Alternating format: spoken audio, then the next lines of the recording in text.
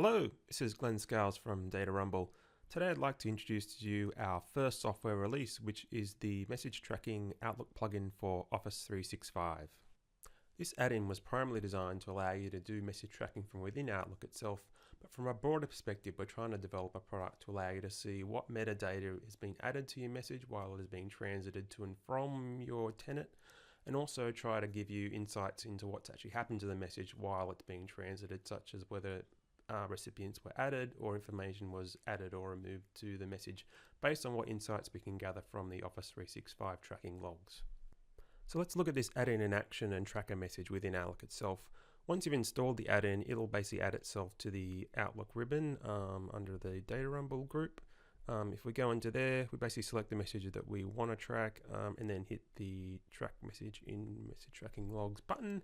It'll basically fire off now a REST request to the Office 365 reporting web services. Once that's returned the data, it will parse that out and then display a form within Outlook. This is in the Explorer view here. From this data, we can see obviously your normal message tracking information. The message I've chosen to trace is one from my clutter folder. So from the log information that's returned from the Office 365 reporting service, I can see that this message was delayed for 6 minutes. I can also see that the message was successfully delivered to my clutter folder. Now, all this information is available to you within the Office 365 console itself in the message trace tool. All we're basically doing here is pulling it down and displaying it within Outlook via the REST API. If I switch to another example quickly here, we can also see from the tracking log results that have come back from this message that a transport rule was actually applied to this message to append a HTML disclaimer.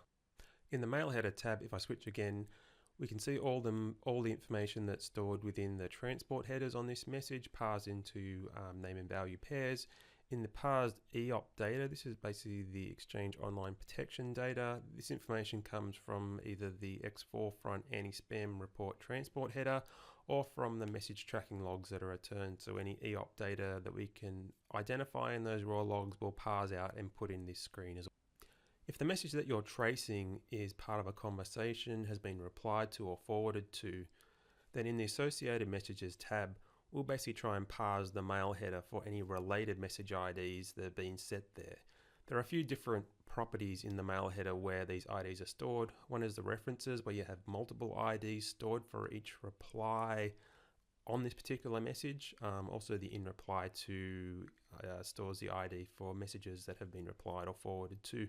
Now these IDs can be very message dependent, and it depends which copy of the message that you're actually looking at, especially if you've got multiple repliers. So it's not a particular way to get every message in a conversation, but it will show you the related messages based on this particular message alone.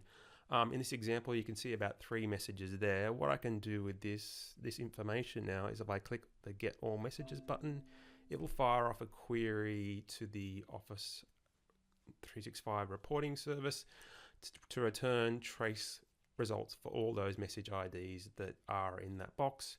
As I said, because this is actually message dependent, in this example, one of the IDs was from a message that was forwarded from Yahoo to Google. So that particular ID isn't held within the Office 365 tracing log, so hence isn't returned. In the Senders tab, we try and show as much information about the sender as possible, from information we get from the MAPI properties of the message, the mail header. Also, if the user's in the global address list, we'll look up and grab information that may be particularly useful when you're tracking a message. From this screen, we also allow you to track other messages from the same sender over defined time periods of the last 7 days, the last 24 hours, or the last 48 hours. This can basically be useful to see what else is coming from that particular sender. And lastly, in the Recipients tab, we can see all the recipients of this particular message. This information is gathered firstly from the Office 365 tracking logs, so any user that received this particular message ID should show up here.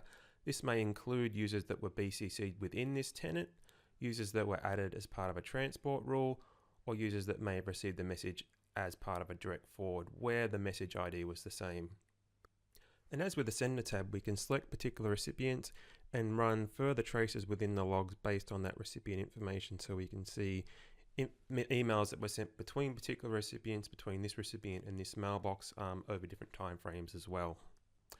And that concludes our short introduction of our message tracking plugin for Office 365. Please give it a try out and let us know any feedback you have. We've got a lot more updates and other new software releases coming through in the next few months, so please stay tuned.